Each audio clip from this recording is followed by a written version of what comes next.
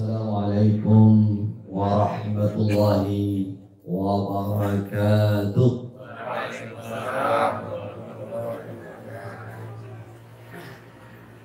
Bismillahirrahmanirrahim. Alhamdulillahi rabbil alamin. Wal 'aqibatu lil muttaqin. Wala 'udwana illa 'alal zalimin. أشهد أن لا إله إلا الله إله الأولين والآخرين وقيوم السماوات والأرضين وأشهد أن نبينا وحبيبنا وقدوتنا محمدا رسول الله خاتم الأنبياء والمرسلين وعلى آله وصلى الله عليه وعلى آله وصحبه ومن سار على نهجه إلى يوم الدين وسلم تسليما كثيرا. وبعد, saudaraku kaum muslimin yang dirahmati, dicintai dan ditunjukkan hidayah siratal mustaqim, segala puji syukur kita kepada Allah Subhanahu wa ta'ala. Segala kebahagiaan kita pada pagi hari ini, kita bisa berkumpul, ijtima' mubarak insyaallah, kumpul yang penuh dengan keberkahan ini, pagi yang penuh dengan barakah sesuai dengan doa Rasulullah sallallahu alaihi wasallam, Allahumma barik fi bukur ummati. Ya Allah, berkahilah kegiatan pagi umatku, kata Rasulullah. Apalagi kita pagi ini berkumpul, insya Allah semua ikhlas, semua niat mencari ridha Allah, talabul ilmi, mencari ilmu, menambah pemahaman yang dalam terhadap ilmu, terhadap agama kita, agama Islam. Man yuridillahu bihi khairan yufaqihu fid-din. Sebagai bukti bahwa Allah menghendaki baik kepada kita, kita bisa berkumpul di acara-acara seperti ini. Karena Rasulullah sallallahu alaihi wasallam bersabda, man yuridillahu bihi khairan yufaqihu fid-din. Siapa yang oleh Allah dikehendaki baik, maka Allah memberikan dia al-fiqhu fid-din, pemahaman yang mendalam di dalam agama ini. Alhamdulillah, sekali lagi alhamdulillah, kita senang, kita bahagia jika pertemuan seperti ini selalu dihidupkan. Ini diceritakan tadi sebulan sekali. Sebulan sekali atau 1 bulan sekali di minggu pertama. Ini namanya bahasa Arabnya daurah. Daurah itu putaran yang rutinitas. Alhamdulillah, saya insya Allah kalau tidak salah setahun yang lalu atau belum ada ya, kurang lebih 8 atau 7 bulan yang lalu juga hadir di tempat ini. Saya sangat terkesan dengan duduk di emperan seperti ini. Alhamdulillah, lebih santai, ISIS. Bukan ISIS yang berontak itu, bukan ISIS cowok-cowok. Alhamdulillah, kita insya Allah tetap santai walaupun materinya berat ini sebenarnya. Materinya apa yang kita akan persiapkan di yaumil hisab. Saudaraku kaum muslimin rahimani wa rahimakumullah, semoga Allah menyayangi kita semua. Insya Allah tadi Bapak Kepala Desa bagian dari ulil amri kita. Ulil amri itu pemerintah yang punya kewenangan untuk mengatur kita dan berhak untuk kita taati selama perintahnya tidak bertentangan dengan syariat kita. Ya ayyuhalladzina amanu atiiullah wa atiiur rasul wa ulil amri minkum. Taatilah Allah dan Rasulullah dan orang yang punya kewenangan, punya hak untuk mengatur kalian. Alhamdulillah tadi sudah dibuka dengan kata-kata alhamdulillah di desa ini ada beberapa organisasi Muhammadiyah, LDI, terus NU, Nahdien, Nahdlatul Ulama, semuanya hidup rukun, guyup, apa tadi? Kompak. Alhamdulillah, itu nikmat besar. Saya pun saudara datang ke sini atas nama sebagai saudara muslim yang harus rukun, kompak, bahagia bersama. Al-muslim akhul muslim, kata Rasulullah. Muslim saudaranya muslim yang lain. La yakhdhuluhu wa la yakhunuhu wa la yakdzibuh, kata Rasulullah. Tidak boleh menghinakan saudara muslim yang lain. Wa la yakhunuhu, tidak boleh mengkhianati muslim yang lain. Wa la yakdzibuh, tidak boleh dusta, mendustai muslim yang lain. Kata Rasulullah, saudara yang sebenarnya, innamal mu'minuna ikhwah fa aslihu baina akhawaykum. Semua orang beriman, orang Islam itu ikhwah, saudara. Organisasi boleh berbeda, tapi semua jangan dipersaudarakan karena Islam dan karena iman. Fa aslihu baina akhawaykum, maka islahkanlah, perbaikilah di antara saudara-saudara kalian. Jangan pernah berkhianat. Yang ada di pikiran kita adalah kebaikan. Kata Rasulullah sallallahu alaihi wasallam, al-muslim akhul muslim la yada' nasihatahu fi kulli hal. Orang Islam, saudaranya orang Islam. Kewajiban, salah satu kewajiban adalah islah, adalah memberikan yang terbaik untuk orang lain. An-nasihat. An-nasihat dalam agama itu sangat penting. Rasulullah mengatakan ad-din an-nasihat, inna ad-din an-nasihat, sampai 3 kali. Din itu adalah nasihat. Kata para sahabat, wahai Rasulullah, kalau itu nasihat, nasihat itu bisa ucapan, bisa tindakan. Keinginan baik terhadap orang lain, ucapan baik, arahan baik, pengaturan yang baik, sebagai pemerintah, sebagai masyarakat, bergaul yang baik kepada orang lain, itu adalah an-nasihat. Makanya sahabat mengatakan, kalau agama tujuan utamanya adalah an-nasihat, liman ya Rasulullah? Untuk siapa wahai Rasulullah? Kata para sahabat.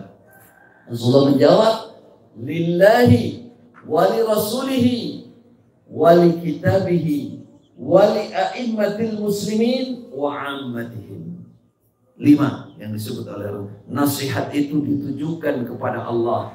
Bagaimana mengajak saudaranya untuk mendekat kepada Allah, beribadah kepada Allah, wali Rasulillah, wali kitabihi, kepada kitabnya Allah Al-Quran, mendekatkan manusia, seorang muslim kepada Al-Quran, wali Rasulihi, kepada kitabnya Allah, lalu wali a'immatil muslimin, kepada para imam, para pemimpin orang-orang Islam.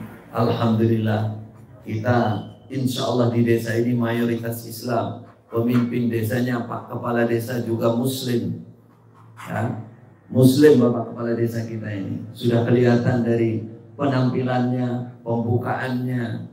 Wali ammatil muslimin, kepada para pemimpin yang berkuasa, kepada orang-orang Islam. Wa ammatihim, dan untuk umumnya orang Islam. Alhamdulillah, saya juga menyatakan kehadiran saya di sini adalah sebagai saudara muslim.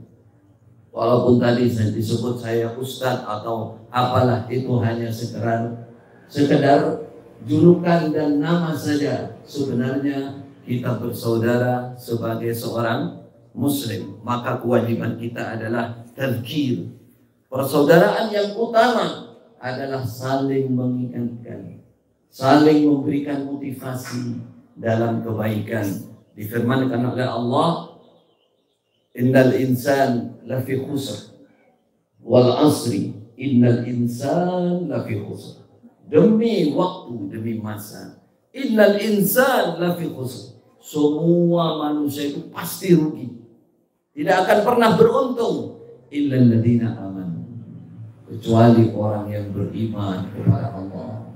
Hidupnya akan beruntung dunia sampai akhirat. Wa amilus shalihat, selalu beramal yang baik. Wa tawasau bil haqqi wa tawasau bis sabr. Ini yang banyak tidak mampu melakukan. Wa tawasau bil haqqi wa tawasau bis sabr. Saling mengingatkan, saling bersaudara yang sesungguhnya menjaga saudaranya dengan selalu berwasiat, berpesan untuk menetapi al-haqqi, kebenaran, was-sabri, dan kesabaran di dalam menetapi kebenaran. Itulah persaudaraan yang sesungguhnya. Alhamdulillah kita semua saling menyaksikan pagi ini kita berkumpul untuk bersaudara, saling mengingatkan, saling memberikan nasihat, saling memberikan peringatan kebaikan, insya Allah. Semoga Allah memberkahi kita semuanya. Semoga Allah memberikan kita ikhlas lillah, selalu mencari ridha Allah dalam setiap gerak-gerik kita dan tindak tanduk kita. Jazakumullahu khair, barakallahu fikum jami'an. Kita akan membahas tentang materi, sekatakan berat dari materinya. Bagaimana persiapan kita menghadapi hari kiamat, menghadapi yaumul hisab. Kalau ditanyakan apa hari kiamat, apa yaumul hisab, ini termasuk rukun iman yang berapa? Kelima. Beriman kepada hari akhir. Siapa yang mengaku iman, dia harus melengkapi namanya 6 rukun iman. Di antara 6 rukun iman yang kelima adalah beriman kepada hari akhir. Di dalam hari akhir itu mulai alam kubur, mulai hari kiamat, di dalamnya ada namanya yaumul hisab, hari hisab dan amal. Saudaraku kaum muslimin rahimani wa rahimakumullah, ayat-ayat bahkan surat dalam Al-Quran hampir semua memuat tentang hari yang berat ini, hari kiamat, di mana Allah berfirman memberikan bukti atau kondisi apa yang terjadi pada hari kiamat. Kita menyebutkan sebagian saja ayat-ayat yang sering kita baca supaya kita bisa membayangkan dan betul mempersiapkan menghadapi hari yang berat ini. Allah berfirman bagaimana bumi saat itu, bumi yang kita pijak ini. Disebutkan kalla ila dukkatil ardu dakkan dakka, bahwa saat itu yauma tarjuful ardu, pada harinya bumi ini digempakan. Yauma tarjuful ardu, bumi ini gempa, horak.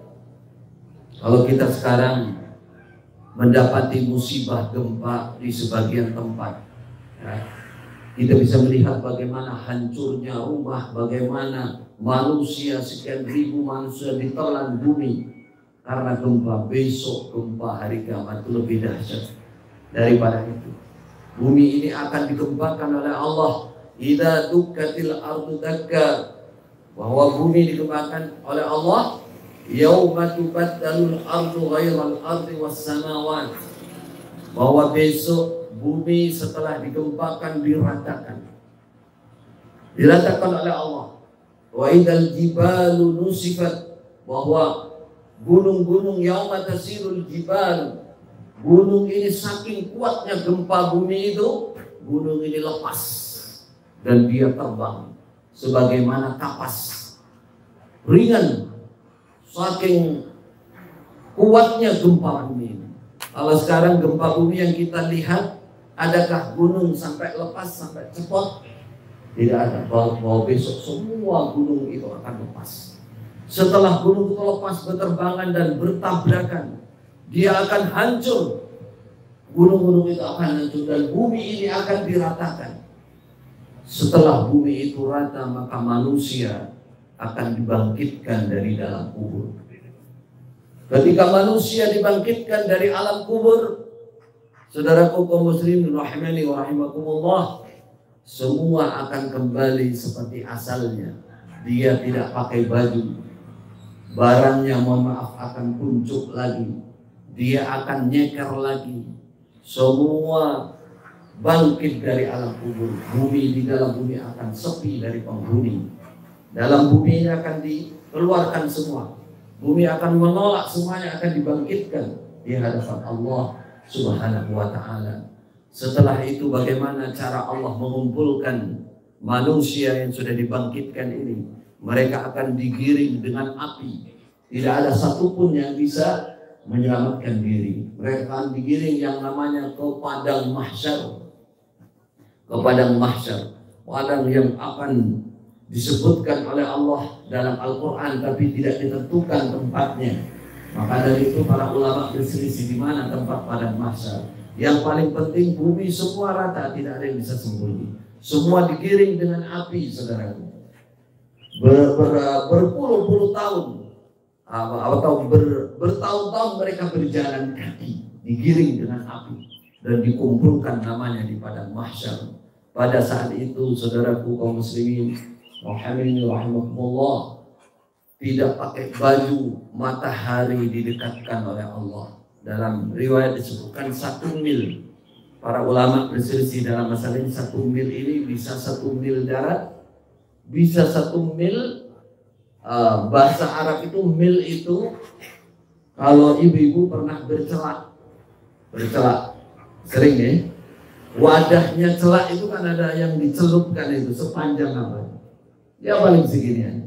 Itu juga disebut 1 mil. Allahu a'lam. Dalam sebuah riwayat 1 jengkal di atas kepala. Allahu a'lam 1 jengkalnya siapa. Yang paling penting untuk ingat, matahari didekatkan oleh Allah. Bagaimana saudaraku, orang tidak pakai baju, tidak pakai sandal, matahari didekatkan dan sangat panas. Diceritakan waktu itu sampai keringatnya manusia, ya, ada yang mencapai mata kaki, ada yang mencapai betis, ada yang mencapai pinggang, ada yang mencapai dada, bahkan banyak yang tenggelam dalam keringatnya. Kita nggak bisa bayangkan sekarang bagaimana orang berenang tenggelam dalam keringat. Saking panasnya, saking panasnya. Bagaimana saat itu, saudaraku kaum muslimin rahimani wa rahimakumullah, manusia semua berteriak, semua menjerit karena bukan sehari 2 hari. Fi yaumin kana miqdaruhu 50,000 sana. Di dalam hari yang kira-kiranya hari itu 50,000 sana. 50 50,000 tahun. Kita bayangkan zaman Rasulullah sampai saat ini berapa tahun? 1444 tahun, hampir 1500 tahun. 50,000 tahun. 50,000 tahun. Tidak pakai baju, tidak pakai sandal. Semua manusia dalam keadaan susah. Ketika itulah manusia semua berteriak, utusan-utusan mereka datang kepada Nabi Adam.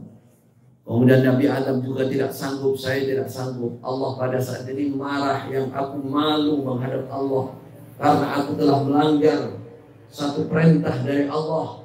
Dilarang makan kayu, oleh setan disebut sebagai kayu khuldi, kayu yang menyebabkan manusia langgeng di surga. Mereka lari lagi atas petunjuk Nabi Adam kepada Nabi Nuh, awalur rusul. Kamu datang kepada Nuh sana, coba Nuh barangkali bisa menolong. Sampai di sana Nabi Nuh mengatakan, saya juga punya salah yang saya malu menghadap Allah. Saya khawatir tidak diterima oleh Allah, saya takut. Kalau para nabi saja takut, saudara, bagaimana kita? Saat itu menghadap saja takut kepada Allah Subhanahu wa ta'ala. Kata Nabi Nuh, saya pernah salah, agak sedikit membantah tentang anak saya yang tidak dapatkan hidayah. Saya minta kepada Allah, ya Allah, itu kan anak saya, kenapa ditenggelamkan? Katanya mau menolong keluarga saya. Oleh Allah dijawab, innahu laisa min ahlik, innahu amalun ghairu salih. Walaupun itu anak kamu, tapi dia tidak Islam, dia tidak beriman, dia tidak benar hidupnya, itu bukan anakmu, hai Nuh. Saya pernah membantah Allah dalam masalah itu, saya malu. Coba kamu datang kepada Ibrahim. Ibrahim itu adalah Khalilullah, kekasih dekat Allah. Barangkali dia berani menghadap Allah untuk menyelesaikan masalah kita di padang mahsyar ini yang sangat berat ini. Kata Nabi Ibrahim setelah ditemui, aku juga malu, aku juga takut kepada Allah. Padahal wattakhadallahu Ibrahim khalila. Nabi Ibrahim itu kekasih dekat Allah, orang yang sangat dekat, sangat dicintai dan mencintai Allah. Takut saudara, saking beratnya hari kiamat, saking murkanya Allah pada saat itu, saking beratnya, saking tingginya. Nabi Ibrahim takut. Saya pernah salah, saya pernah berdusta, kata Nabi Ibrahim. Dusta apa sebenarnya Nabi Ibrahim? Saya pernah menyuruh istri saya, menyuruh istri saya untuk mengatakan bahwa saya adalah saudara dia. Ketika saya perjalanan bersama istri Nabi Ibrahim, namanya Sarah, itu paling cantiknya orang Arab saat itu. Ketika melewati suatu kawasan, ketemu raja yang jahat dan dia akan memiliki semua wanita cantik. Kalau punya suami, suaminya pasti dibunuh. Ketika itu Nabi Ibrahim lewat membawa Sarah yang sangat cantik itu, akhirnya ditangkap dua-duanya.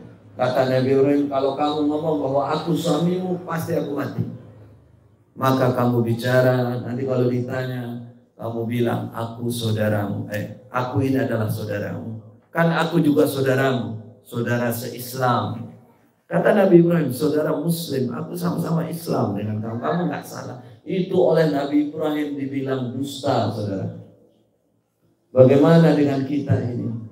Dusta kita, masya Allah, berlipat ganda. Mendustai saudara Muslim sendiri, mendustai keluarga sendiri kadang-kadang. Padahal dusta itu dalam agama dilarang, sampai kepada anak kecil itu dilarang juga berdusta. Itu harus jujur apa adanya dalam Islam itu. Kata Nabi Ibrahim, saya malu kepada Allah pernah berdusta seperti itu. Padahal menurut kita itu berdusta apa bukan? Bukan. Tapi bagi seorang nabi itu dianggap suatu dusta yang berat, yang membuat dia malu menghadap Allah Subhanahu wa taala. Maka perhatikan masalah ini penting, saudara. Dalam agama, para ulama akidah menyatakan ini tauriyah. Tauriyah itu berkata sesuatu yang benar, tapi bermaksud lain tidak sama dengan yang dimaksud. Dalam Syiah itu ada namanya taqiyah. Tapi beda antara taqiyah dan tauriyah. Tauriyah itu dia jujur, dia berkata benar, sebenarnya benar, tapi yang memusuhi itu mengartikan lain. Tapi kalau taqiyah itu memang betul-betul berdusta, saudara. Tapi dia tutupi seakan-akan baik. Itu besar di hadapan Allah. Besar di hadapan Allah. Nabi Ibrahim malu menghadap Allah karena pernah berdusta sekali itu saja. Kemudian Nabi Ibrahim, ya coba kamu datang kepada Musa. Musa kalimullah, orang yang diajak berbicara langsung oleh Allah. Datanglah kepada Nabi Musa. Kata Nabi Musa, aku tidak berani. Aku juga pernah salah. Aku juga pernah berdusta. Aku juga pernah begini. Nabi Musa beralasan dan tidak mau. Tidak mampu. Kemudian Nabi Musa menunjukkan kepada Nabi Isa. Nabi Isa juga demikian. Lalu ditunjukkan Rasulullah Sallallahu Alaihi Wasallam. Rasulullah yang diutus Nabi kita. Kita umatnya, alhamdulillah. Kuntum khaira ummatin ukhrijat linnas.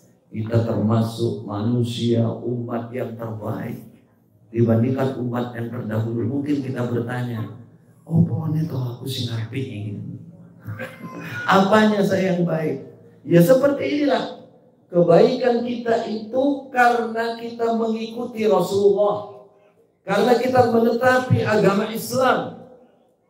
Kalau sudah kita menetapi agama Islam, menjadi orang Islam, pengikut Rasulullah, gak usah kehilangan kepercayaan diri, pede. Wah, kita umat Rasulullah. Umat Rasulullah itu ada dua. Ada yang katakan ummatul dakwah, ada ummatul ijabah.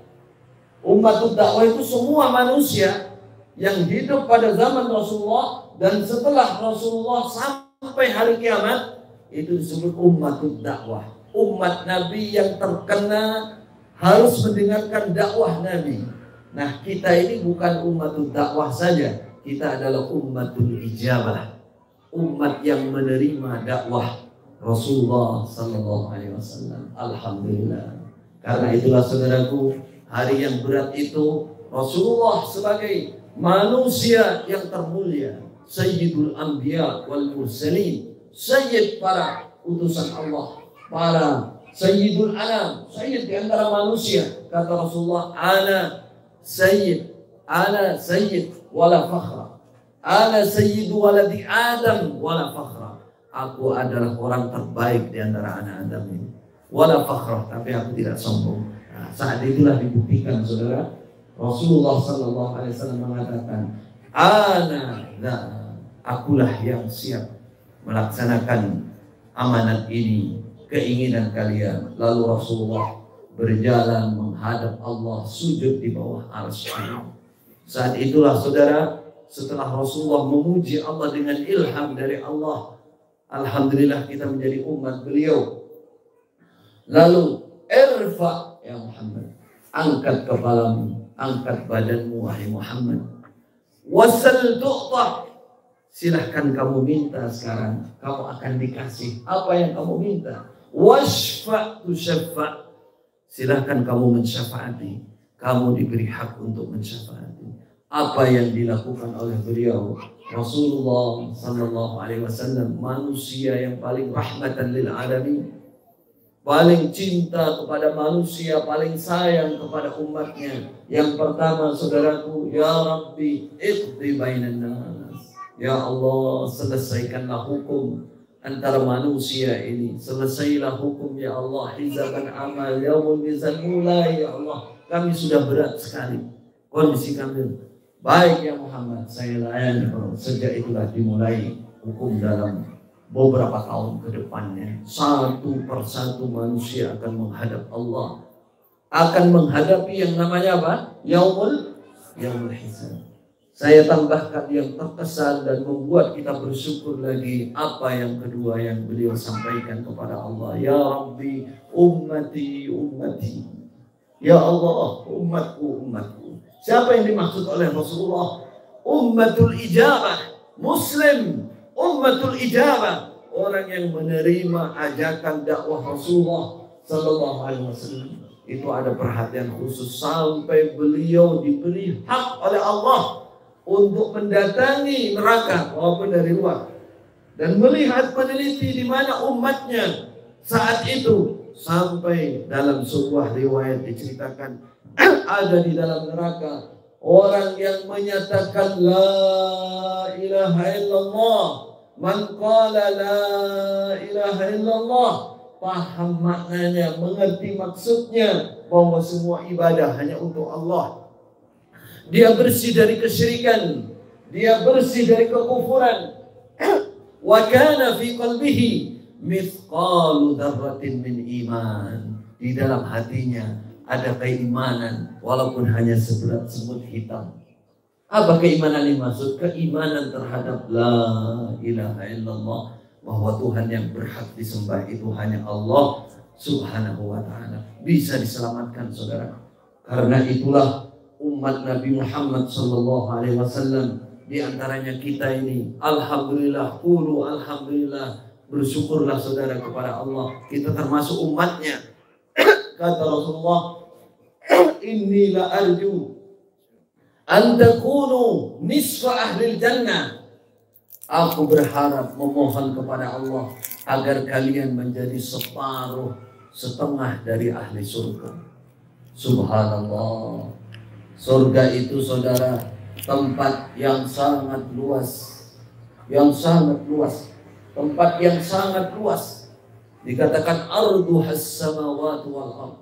Rasulullah menceritakan pintu surga khusus untuk umat beliau, perjalanan 40 tahun.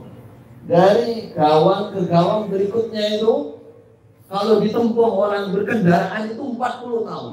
Umat Muhammad masuk sekali waktu berdesakan, kayak orang mau masuk stadion bola itu.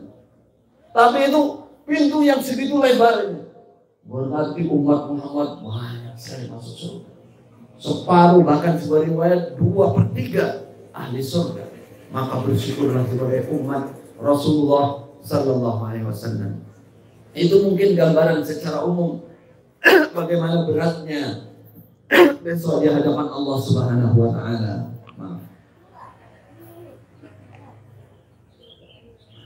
Maka pertanyaan berikutnya, apa yang akan kita siapkan menghadapi yaumul hisab, menghadapi hari yang berat itu? Kenapa saudara harus bersiap? Karena dalam ayat Allah menyebutkan begini, فَإِذَا جَاءَتِ الصَّاخَّةُ, ketika datang yang namanya hari kiamat, hari yang berat itu. Hari apa itu kata Allah? يَوْمَ يَفِرُّ الْمَرْءُ مِنْ أَخِيهِ وَأُمِّهِ وَأَبِيهِ وَصَاحِبَتِهِ وَبَنِيهِ. Pada hari itu semua lari meninggalkan. يَوْمَ يَفِرُّ الْمَرْءُ مِنْ أَخِيهِ, seseorang, semua manusia akan lari meninggalkan saudaranya. Saudara yang di dunianya kelep bareng kemana-mana, lari semua ngurusi diri sendiri. Min akhi wa ummihi, lari dari ibunya. Wa abihi, lari dari bapaknya. Wa sahibatihi, lari dari istrinya. Yang katanya cinta sehidup semati, ibu-ibu jangan tertipu dengan bapak-bapak yang sok merayu seperti itu ya. Besok hari kiamat lari semua. Wa sahibatihi wa bani, lari dari anak-anaknya. Likulli imri'in minhum yawma idzin sya'nun yughni. Setiap manusia saat itu akan repot, akan sibuk dengan diri sendiri. Yang dipikirkan apa? Kata Rasulullah sallallahu alaihi wasallam, ada di beberapa tempat saat itu aku tidak ingat siapapun.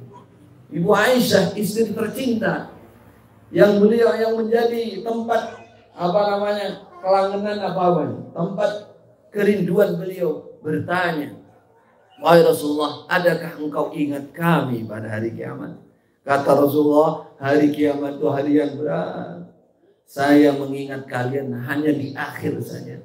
Pada saat menerima buku catatan amal, pada saat hisaban, pada saat timbangan amal, pada saat disurat, semua para nabi berdoa, Allahumma sallim, Allahumma sallim. Ya Allah, selamatkan saya, selamatkan saya. Nggak ada mikir orang lain. Saking beratnya hari kiamat saat itu. Bagaimana kalau Rasulullah saja seperti itu, bagaimana dengan orang lain? Tidak ada manusia yang bisa menanggung manusia orang lain. Semua akan bersiap kepada Allah, bertanggung jawab dengan dirinya sendiri. Gak ada bapak menanggung anaknya, itu nanti akhir. Itu pun kalau diterima oleh Allah. Ya, tidak ada ulama bisa menanggung orang lain. Tidak ada pemimpin golongan bisa menanggung orang lain. Tidak ada. Bapak kepala desa tidak bisa menanggung orang sak desa. Camat tidak bisa menanggung orang sak kecamatan. Bupati tidak bisa menanggung orang sak. Kamu tidak ada. Besok akan menghadap manusia. Wa kullu imri'in yawma idzin sya'nun yughni wa kulluhum atihi yawmal qiyamati farda. Kata Allah, setiap manusia akan datang kepada Allah satu persatu. Inilah namanya yaumul hisab. Sekarang pertanyaannya, apa yang akan kita siapkan ini saudara? Maka kita jawabannya sesuai dengan yang diterangkan, difirmankan, diperintahkan oleh Allah Subhanahu wa ta'ala. Banyak dalam ayat. Yang pertama adalah ketakwaan. Ya ayyuhan nasu ittaqu rabbakum, dalam awal surah Hadid. Ittaqu rabbakum inna zalzalatas sa'ati syai'un 'azim. Ya ayyuhan nas ittaqu rabbakum. Wahai manusia, bertakwalah kepada Tuhan. Pertama yang harus kita siapkan. Kalimat takwa ini saudara sering kita dengar. Ayo bertakwa. Bahkan manusia sampai pakai baju takwa. Baju takwa, banyak pakai baju takwa. Sampai ke diri ini pun tahunya dinamai tahu takwa. Tahu takwa. Subhanallah. Ketakwaan itu saudara adalah modal utama. Kata Allah, firman Allah tadi, ya ayyuhan nasu taqu rabbakum.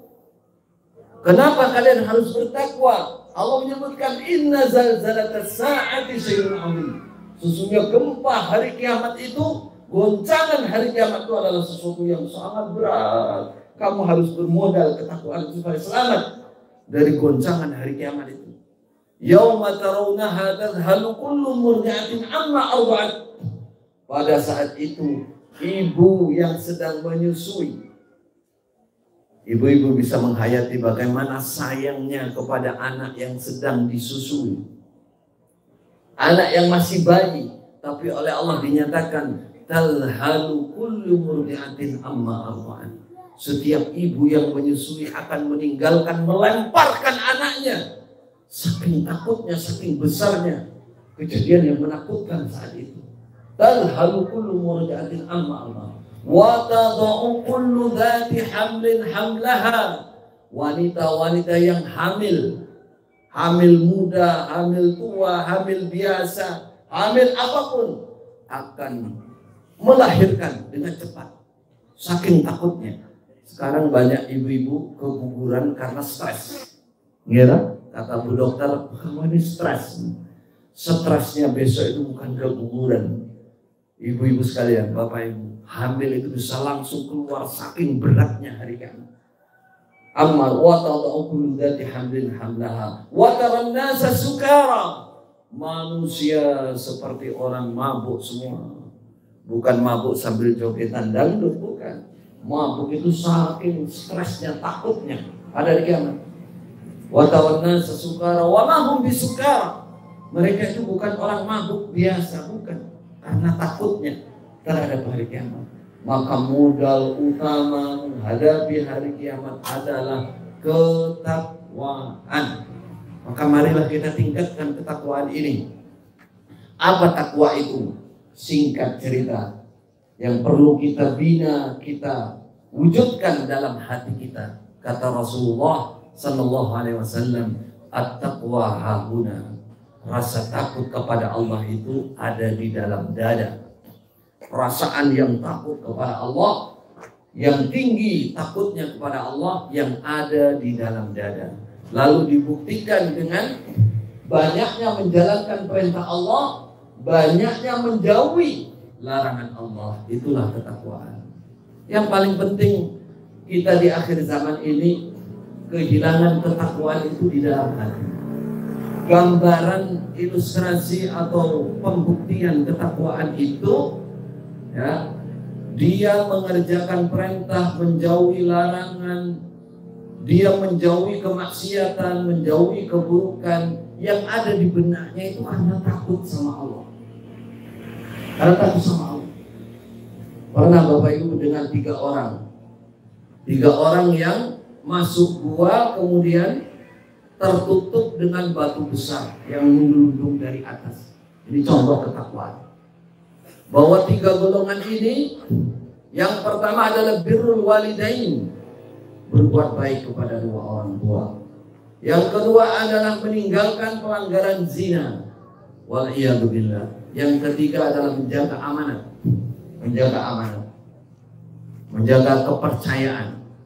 Semua dilakukan karena merasa dilihat, merasa akan ada tanggung jawab di hadapan Allah Subhanahu wa ta'ala. Tiga orang ini berdoa kepada Allah, ya Allah, saya berbuat baik kepada dua orang tua karena saya melihat, Engkau melihat semua gerak-gerik saya.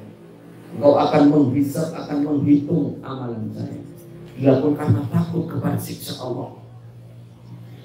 Sampai dia menceritakan, orang tua saya itu saya dahulukan daripada anak saya sendiri. Pernah satu saat kejadian, saya pulang malam, saya bawa perasan air susu. Anak saya sudah kelaparan semua, menangis sampai subuh. Tidak saya kasihkan karena orang tua bapak ibu saya masih tidur. Saya pegang air susu itu sampai bapak ibu saya bangun, baru saya kasihkan. Sisanya baru saya kasihkan anak saya. Semua saya lakukan itu ya Allah karena mencari ridha-Mu, karena saya takut kepada siksa-Mu ya Allah. Ayo, kalau sudah begitu bukalah batu besar ini tanpa harus didorong, menggeser batu itu. Yang kedua juga demikian, ya Allah, saya mencintai seorang wanita, dia mensyaratkan 100 dinar. 100 dinar itu 400 gram. 400 gram itu berarti 400 juta. kalau saat ini. Baru saya bisa ketemu dia, berdua dengan dia. Saya cari 100 dinar itu ya Allah. Kemudian saya sudah punya kesempatan, sudah mendapatkan, sudah berdua dengan dia di dalam sebuah kamar. Lalu dia mengatakan, ya Abdullah, ittaqillah. Wahai hamba Allah, takutlah kamu kepada Allah. Orang berzina itu akan disiksa oleh Allah. Ingat Allah melihat kita. Langsung saya tinggalkan ya Allah karena aku takut kepadamu. Saya tinggalkan 100 dinar, saya pergi meninggalkan wanita itu.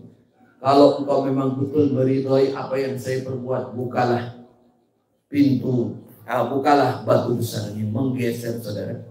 Yang kedua kali, tapi mereka belum bisa keluar. Yang ketiga, ya Allah, saya jaga amanat karena takut kepadamu. Karena saya melihat, saya mengerti bahwa engkau maha melihat dengan semua kegiatan saya. Saya punya pembantu, saya gaji dia sedikit ya Allah, dia tidak terima dengan gaji sedikit ini. Kemudian dia pergi. Setelah pergi saya sadar, saya tahu bahwa ini ada haknya orang lain, ada haknya saudara muslim. Kalau sudah Islam, kalau sudah muslim itu haknya tidak boleh diganggu saudara. Hartanya, darahnya tak boleh diapa-apakan. Itu saudara muslim. Harta barang yang sedikit, dia jaga amanat, ini milik saudaraku muslim. Apa kata dia? Saya kembangkan gaji itu menjadi sebuah tanaman, kemudian panen-panen saya kembangkan menjadi ternak kambing, saya kembangkan lagi sampai akhirnya menjadi ternak unta yang beberapa lembah isi dengan unta itu. Kemudian saya datangkan juga orang yang bekerja khusus di bidang ternak itu. Tidak lama berapa tahun kemudian pembantu saya itu datang lagi, ya Allah. Datang lagi ke tempat saya, ya Allah. Saya tanya dia ada apa. Dia mengatakan, saya minta gaji saya berapa tahun yang lalu. Kalau kamu ingin gajimu tahun yang lalu, silahkan ku ambil itu. Semua ternak di beberapa lembah itu milik kamu. Sak perambutnya sudah berapa puluh miliar saja saudara dikembangkan. Itu benar. Kamu dulu menghina saya, sekarang lebih lagi menghina saya. Dulu kamu kasih sedikit, saya dihina. Sekarang kamu mengejek saya suruh ngambil sekian banyaknya. Oh tidak, dulu gajimu saya kembangkan, itu milik kamu. Saya jaga milik kamu. Ya Allah, kalau ini mencapai ridhamu, bukalah batu ini, dibuka oleh Allah. Semua karena ketakwaan. Ini contoh perwujudan ketakwaan. Semua langkah kehidupannya hanya karena takut kepada Allah, karena berharap ridha Allah, itu wujud ketakwaan. Maka kita katakan inna salati wa nusuki wa mahyaya wa mamati lillahi rabbil alamin. Wujudkan ihsan saudara. Setiap ucapan kita, langkah kita, kita tanyakan kepada diri kita, ini mencapai ridha Allah apa bukan? Ini niat mencari ridha Allah apa bukan? Ini benar menurut Allah apa tidak? Selalu diperhitungkan itulah ketakwaan. Itulah persiapan matang kita yang akan menyelamatkan kita di yaumul hisab. Itu pertama, ketakwaan. Maka mari kita jaga, kita latih ketakwaan itu. Kalau nggak dilatih nggak bisa saudara. Ketakwaan yang paling besar pahalanya adalah ketika kita keadaan bersendiri, di kamar sendiri, di tempat yang sendiri, tapi tetap takut sama Allah. Untuk melanggar itu takut sama Allah. Ya Allah, Allah melihat, Allah menulis, malaikatnya menulis, tidak ada satupun yang lepas dari tulisan Allah. Besok hari kiamat akan ditanyakan sekecil apapun, katakan mithqala dzarratin khairan yarah, mithqala dzarratin syarran yarah. Kebaikan yang sesungguh hitam besok ditampakkan oleh Allah, ditampakkan, ini pahalanya. Kemudian keburukan seberat semut hitam juga akan ditanyakan, kenapa kamu berbuat ini? Subhanallah. Kalau kita tahu ini, insya Allah kita ketakwaan akan selalu ada di hati kita. Yang kedua saudara, bagaimana kita menghadapi yaumul hisab? Dikatakan dalam sebuah riwayat, ada seorang laki-laki dari desa datang kepada Rasulullah Sallallahu Alaihi Wasallam. Dia mengatakan, ya Rasulullah, karena dia mendengar hari kebangkitan, hari kiamat itu berat. Dia dari desa jauh datang ke Madinah, bertemu Rasulullah, langsung menanyakan, ya Rasulullah, mata sa'ah, kapan kiamat itu? Kapan kiamat itu terjadinya? Karena dia takut dengan kiamat. Orang desa itu kan polos, apa adanya. Makanya orang Madinah senang kalau didatangi orang desa yang langsung nanya kepada Rasulullah tentang sesuatu secara langsung, sehingga Rasulullah bisa menjelaskan secara detail. Kalau para sahabat kan masih kadang-kadang berirama, kadang-kadang takut-takut. Orang desa tanya, mata sa'ah, kapan kiamat? Rasulullah balik bertanya, ma'adat salaha. Hai orang desa, katanya Muslim, orang desa beriman kepada Allah Rasul.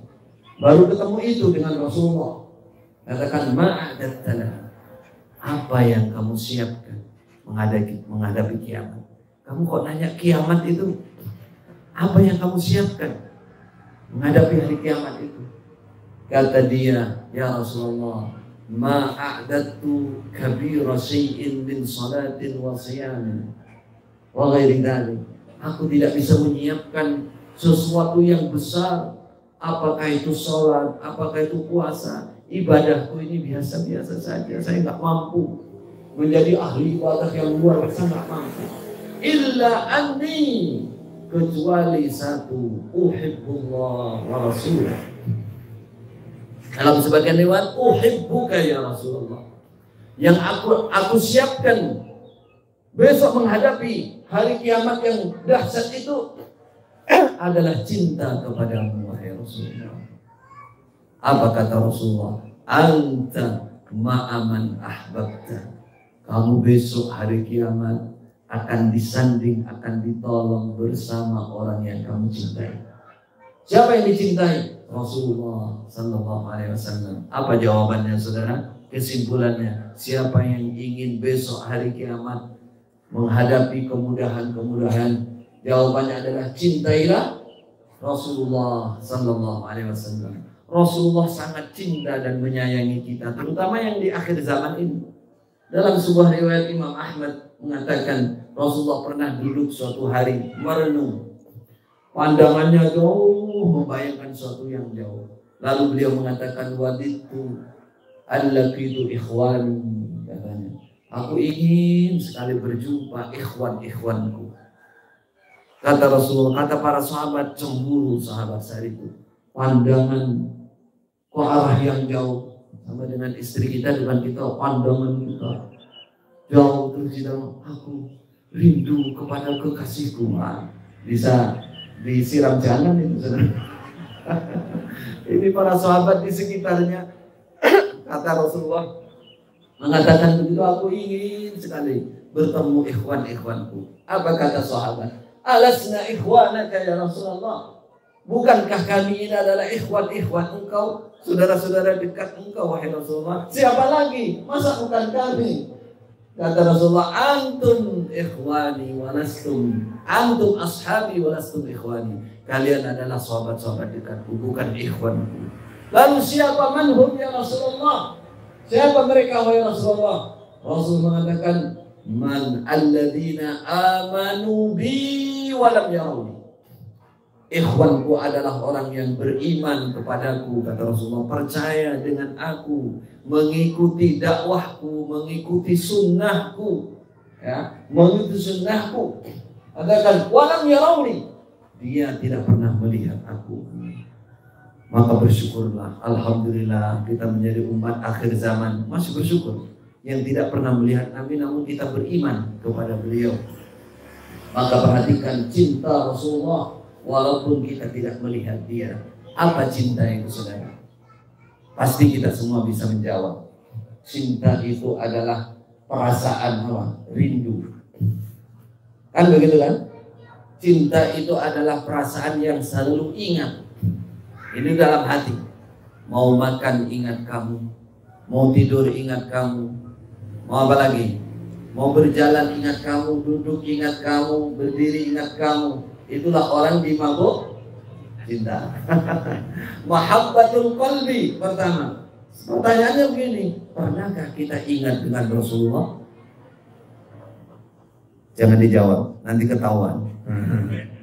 Siapa yang banyak ingat merindukan Rasulullah berarti dia cinta Rasulullah. Siapa yang tidak merindukan Rasulullah, tidak berharap besok aku ketemu Rasulullah, bersama Rasulullah. Ya.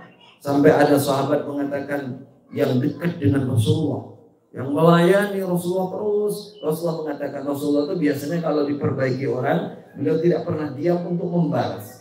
Kamu itu baik dengan saya. Kamu itu melayani saya pagi, siang, malam 10 tahun. Dia mengatakan, kamu minta apa saya kasih. Kamu minta jaluk apa tak kayak. Apa kata rajul itu? Ya Rasulullah, tidak ada lain kecuali murafaqataka fil jannah. Aku ingin dekat dengan engkau di surga nanti. Awal ghairu dzalik, katanya. Tidak ada lain permintaanmu kecuali itu. La ya Rasulullah, hanya itu. Hanya itu yang aku minta. Masya Allah. Berarti mengatakan cintanya kepada ingin bersama Rasul di dunia sampai di akhirat. Apa kata Rasulullah? A'inni 'alaika bi kathratis sujud. Kalau kamu ingin bersama aku, tolong aku nanti bisa gandol, nyeret. Kalau sekarang kita dengar, aku tak milu Pak Yai. So, dino kiamat tak gandol sarungnya Pak Yai. Pak Yai ini orang sarungan, mohon maaf. Nggak ada yang digandoli sarungnya. Hanya Rasulullah yang bisa kita gandoli, saudara. Subhanallah. Kata Rasulullah, bika suratis sujud. Dengan banyak sujud, banyak sholat. Tolong kamu jadi ahli sholat. Nanti saya bantu kamu bisa menemani aku di surga. Yang kita ambil hikmah di sini bagaimana cintanya para sahabat kepada Rasulullah Sallallahu Alaihi Wasallam. Mereka hidup mati membela Rasulullah. Kita yang tidak pernah bertemu Rasulullah ini, pertanyaannya, sudahkah kita mencintai Rasulullah Sallallahu Alaihi Wasallam? Sudahkah kita cinta Rasulullah? Sudahkah kita cinta Rasulullah? Kalau belum, saudara, marilah kita timbulkan itu. Karena itu yang menyelamatkan kita besok hari kiamat. Lalu, apa yang ada dalam hati adalah kerinduan. Setiap disebut nama Rasulullah kita baca salawat. Allahumma salli ala Muhammad. Ya Allah, berilah kami mahabbat Rasul, cinta kepada Rasulullah Sallallahu Alaihi Wasallam. Tapi yang lebih penting dari itu, saudaraku, Rasulullah Sallallahu Alaihi Wasallam menyatakan, man ahya sunnati faqad ahabbani, wa man ahabbani kana ma'i fil jannah. Siapa yang menghidupkan sunnahku, kata Rasulullah, dia berarti mencintai aku. Siapa yang mencintai aku, kana ma'i fil jannah, maka dia masuk surga bersama aku. Berarti batinnya kita cinta betul kepada Rasulullah, lahirnya kita bersungguh-sungguh apa? Mengikuti kokoh di atas sunnah Rasulullah Sallallahu Alaihi Wasallam. Kalau kita sudah mendengar hadis, dibacakan hadis, itu sunnah Nabi. Jangan pernah berhenti untuk ragu melaksanakan, mengikuti sunnah Rasulullah Sallallahu Alaihi Wasallam dalam segala hal. Ya. Kadang-kadang kita ini milihnya sunnah itu yang penak-penak, boleh sing penak. Nah, lanang-lanang pingin rapi papat. Walaupun sunnah Nabi. Amma bakunya nggak dipikir. Bariku nggak mikir, yang penting saya istri 4. Padahal istri 4 itu ada syaratnya. Kalau sampai nggak adil besok menceng. Hari kiamat itu nyeret jalannya menceng. Doang bermacam. Sunnah Rasulullah bukan hanya yang enak-enak. Semuanya sunnah Nabi. Yang berat, yang ringan, dia cintai, dia lakukan. Supaya kemampuan para sahabat menjadi contoh. Sahabat itu sampai hal yang ringan sekali. Kalau Nabi melakukan, dia ikuti. Padahal sesuatu yang mubah. Mubah itu bukan keharusan. Rasulullah makan labu, senang dengan makan labu. Bukan labunya orang Madura ya. Orang Madura labu itu jatuh. Karena kalau labu. Ada orang bawa labu. Untuk ngetes ini Madura apa bukan? Ngetes. Pada orang ngiba labu. Kalau kebalik berarti bukan orang Madura. Orang bawa labu jatuh. Kalau kebalik bawa labu, bukan ini, nggak asli gitu. Pengetesannya ini. Anas radhiyallahu anhu membantu Rasulullah. Melihat Rasulullah makan labu, lahap. Setelah itu dia senang makan labu. Ditanya orang, sama lu makan labu kok lahap sekali? Iya, dulu saya melihat Rasulullah sampai tangannya kemana-mana cari labu itu. Maka saya ikuti. Dan sampai enak apa enggak? Enak enggak enak, yang penting saya lihat Rasulullah makan labu. Nah, itu kan hal yang mubah. Tapi karena cintanya kepada Rasulullah, dia ikuti. Apalagi yang wajib. Ya, Ibnu Umar pernah sholat itu dibuka kancingnya dari atas sampai atasnya pusat ini. Kayak orang kuat itu. Ibnu Umar sahabat Nabi sholat. Orang heran. Ini nggak ada panas, nggak ada apa. Oh, api-api lah kalau dibuka. Sopo sing harap ditantang ini, kan? Buka dada kan nantang. Habis saya ditanya, Ibnu Umar, kenapa kamu sholat begitu? Kan bajunya sudah bagus dikancingin kok malah dibuka. Dulu saya pernah melihat Rasulullah sholat bajunya dibuka. Nah, kan ada penyebabnya itu. Apakah semua, apakah gatel, apakah ora tekon, ora nungguin. Sepenting aku seumur hidup masih bisa melakukan. Nah, itu. Pernah Ibnu Umar juga jalan menuju Mekah sampai di Asfan, perjalanan umroh atau haji di kawasan Asfan. Di situ ada sumur. Lalu dia naik kudanya berputar di sumur itu, mutar sambil ketawa-ketawa. Setelah itu ditanya, orang sing ngejak omong, orang sing ngejak guyu yang muter di sumur terus guyu ya apa maksudnya? Tanya kenapa sampai begitu itu, ada apa? Saya dulu melihat Rasulullah di sini muter lalu ketawa-ketawa. Lah iya kan ada tujuannya, ada maksudnya itu. Pokoknya menungguin. Jadi kalau mau dalil pokoknya, perhatikan coro-coro itu pokoknya bersikeras, pokoknya menungguin. Itu harus sunnah Nabi. Kalau pokoknya pendapat sendiri salah dalam mengartikan sunnah Nabi, jangan saudara.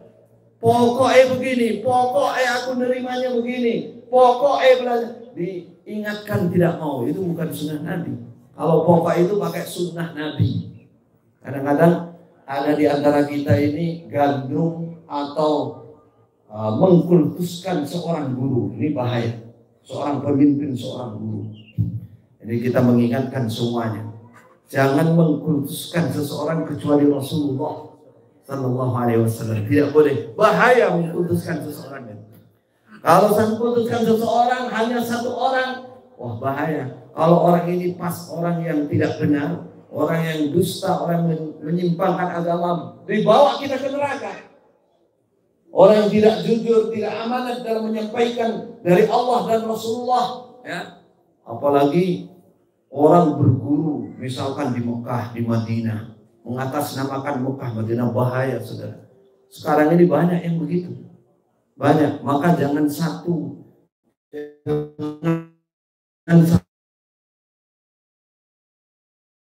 Walaupun dari Mekah, apakahnya hanya pengakuan atau hanya sekedar untuk menggalang umat, ya, untuk menaklukkan umat dan lain, perhatikan itu.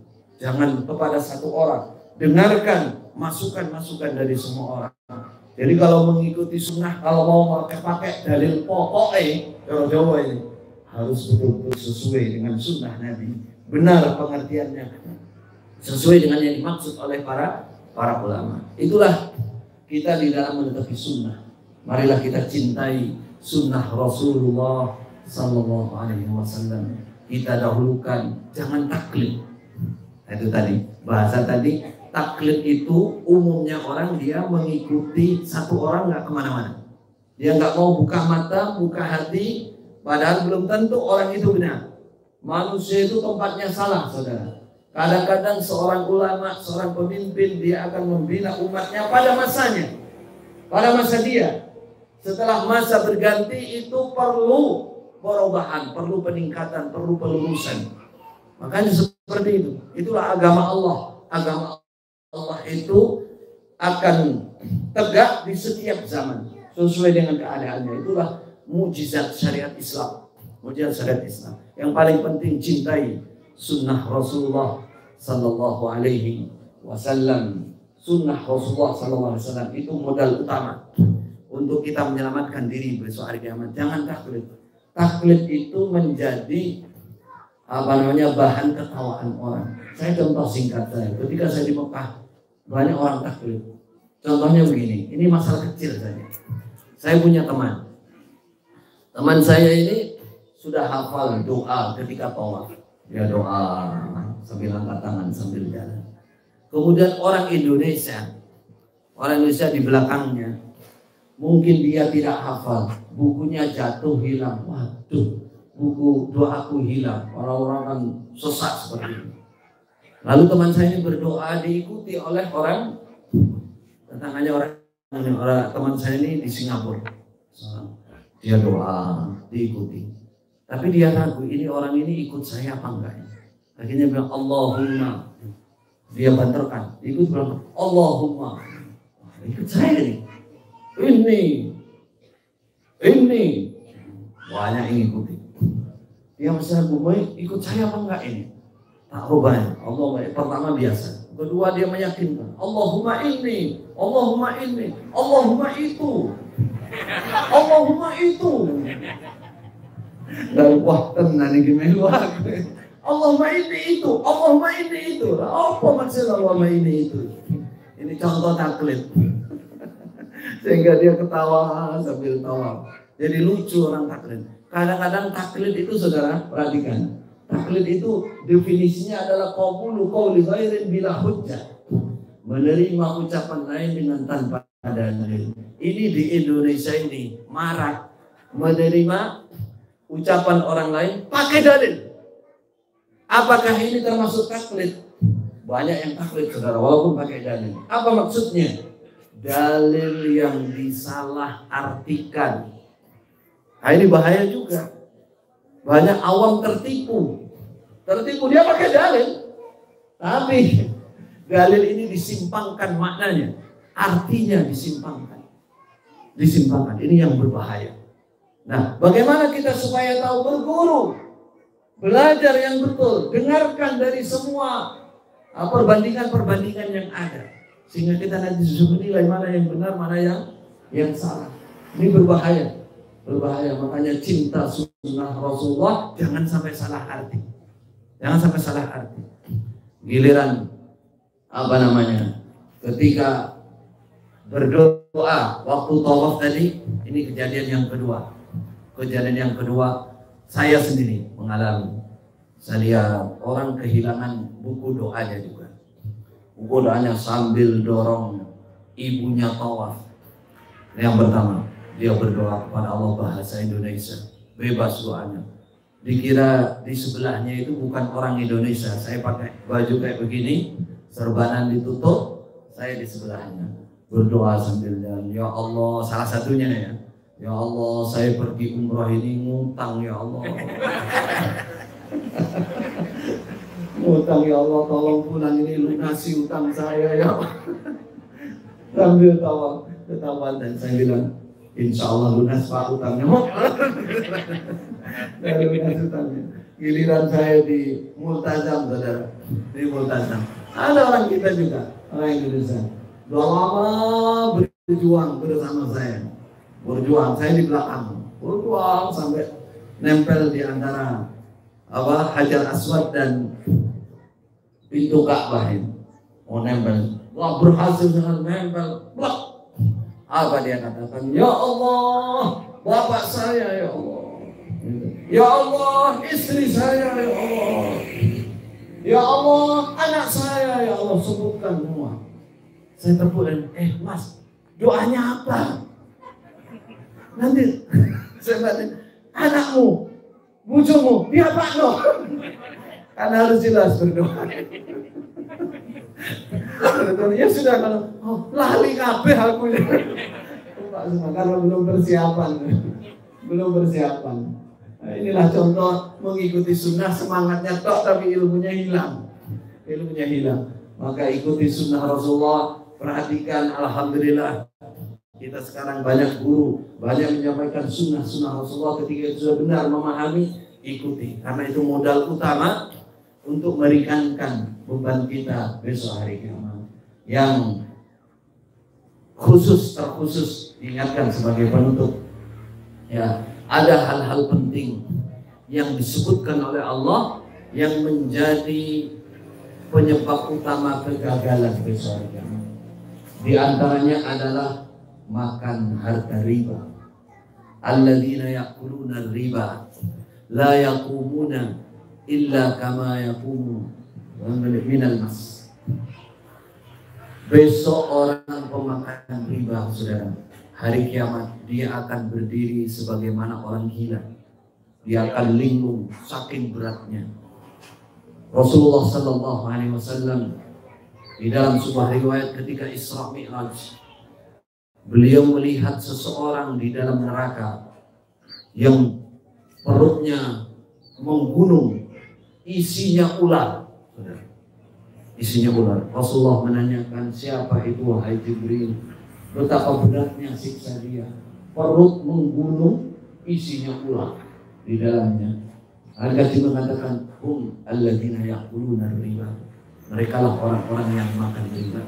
Saudara, Rasulullah sudah mengingatkan kita. Di akhir zaman, orang tidak akan bisa lepas, paling tidak kena debunya riba. Namun kita berusaha semaksimal mungkin hindari yang namanya riba. Kemudian yang terkhusus lagi disebutkan, sab'atun yudilluhumullah yawma la dhilla illa dhilluh. Ada 7 orang yang besok hari kiamat oleh Allah akan dimudahkan semuanya. Bahkan dia akan dinaungi di bawah naungan arasnya Allah. Yang pertama adalah al-imamul adil. Seorang imam, penguasa yang dia adil. Seorang pemimpin yang adil. Mohon maaf Pak Kepala Desa kena ini. Pak Kepala Desa, Pak Camat, Pak Bupati, Pak Menteri yang adil. Itu besok akan mendapatkan kemudahan di yaumul hisab karena keadilannya. Jangan dibayangkan bahwa hari kiamat besok bisa mudah hanya karena sholat, puasa, rukun Islam. Bukan. Keadilan pun menjadikan orang besok mendapatkan kemudahan.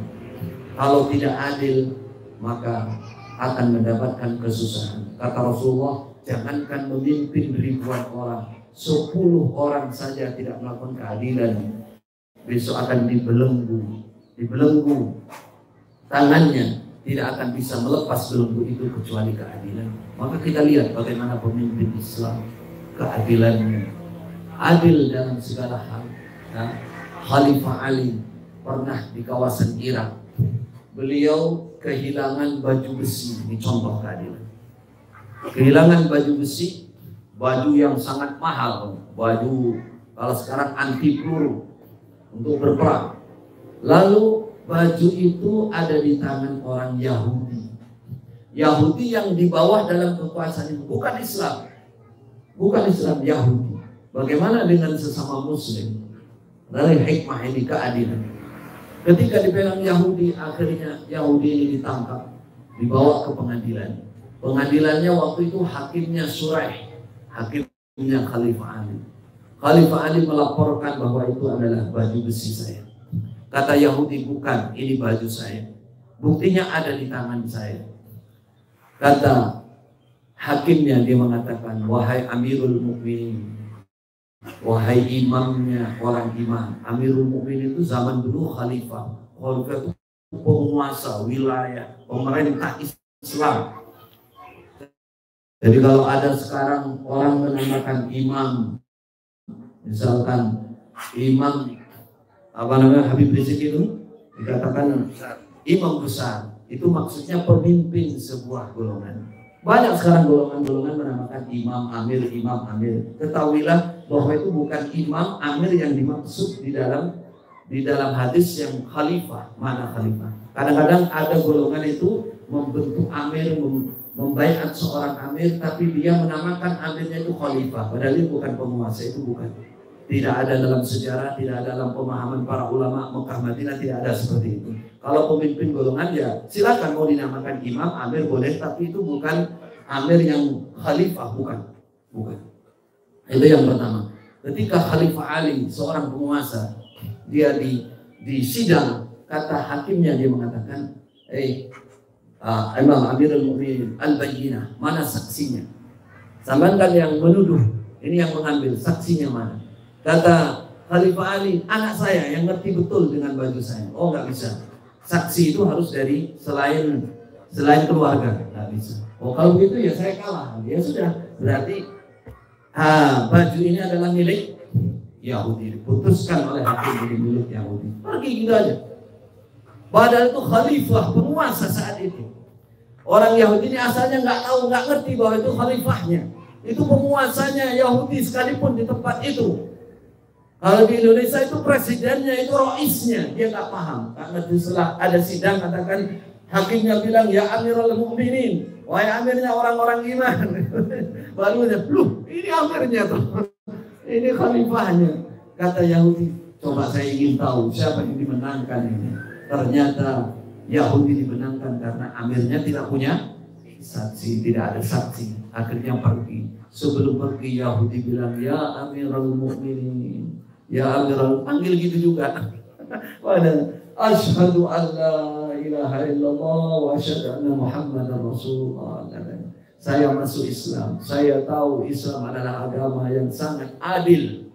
Keadilan ada pada Islam. Buktinya saya non-muslim tapi amir ini berlaku adil. Bagaimana kepada sama muslim? Saudaranya Yahudi pun, non-muslim pun berada di bawah kekuasaannya, berlaku adil. Kenapa itu dilakukan? Adil karena besok hari kiamat akan memudahkan seorang pemimpin berlaku adil. Kata Khalifah Ali, berhubung kamu sudah masuk Islam, ya saya juga merelakan baju itu untuk kamu. Masya Allah, alhamdulillah. Itu contoh sikap keadilan. Mudah-mudahan di negara kita mendapatkan para pemimpin yang adil, yang amanah, memikirkan rakyatnya, yang tidak berkhianat, sayang, ingin memajukan negaranya, dan seterusnya. Alhamdulillah. Yang kedua, penutup kedua, di antara 7 ini yang perlu saya ingatkan ada di antaranya, karena ini banyak pemuda. Katakan di antara 7 yang besok akan mendapatkan kemudahan di yaumul hisab, syabun nasya'a fi ibadatillah.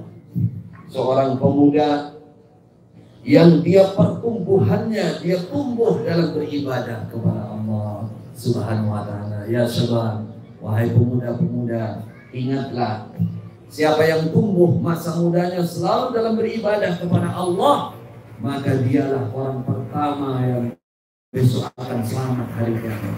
Bagaimana yang dimaksud beribadah? Apakah pemuda harus di dalam masjid, tak keluar dari masjid? Dikit kok. Kalau ditanya makannya dari mana mas? Nunggu beras jatuh dari langit. Apa ente? Ada tenan sak karung cung mati. Ya. Tidak ada begitu. Yang dimaksud ibadah itu dalam segala hal. Dalam segala hal. Mencari ma'isyah itu bisa jadi ibadah. Sekolah pun itu bisa jadi ibadah. Kerja pun itu bisa jadi ibadah. Agar semuanya ikhlas kepada Allah Subhanahu wa ta'ala. Segala geraknya digunakan, diniati untuk melaksanakan, melancarkan ibadah mahdhah kepada Allah Subhanahu wa ta'ala.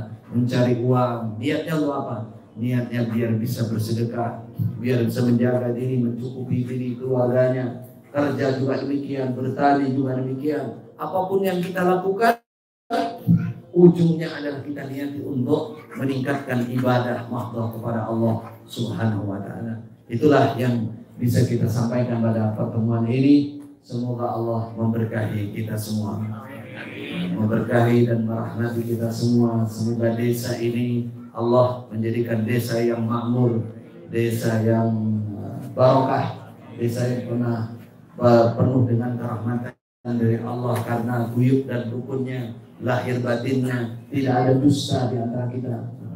Bersaudara, kita ingatkan terutama sesama muslim, al-muslim akhul muslim. Semoga Allah mempersaudarakan kita dalam keislaman kita. Insya Allah kita menjadi umat Rasulullah yang akan mendapatkan syafaat dari Rasulullah sallallahu alaihi wasallam. Semoga majelis ini menambahkan kerahmatan, pemahaman yang lebih mendalam lagi untuk kita semua. Jazakumullahu khairan, barakallahu fina wa fikum. Mohon maaf atas segala yang kita sampaikan jika ada kekurangan dan kesalahan. Akhir kalam, wassalamualaikum warahmatullahi wabarakatuh.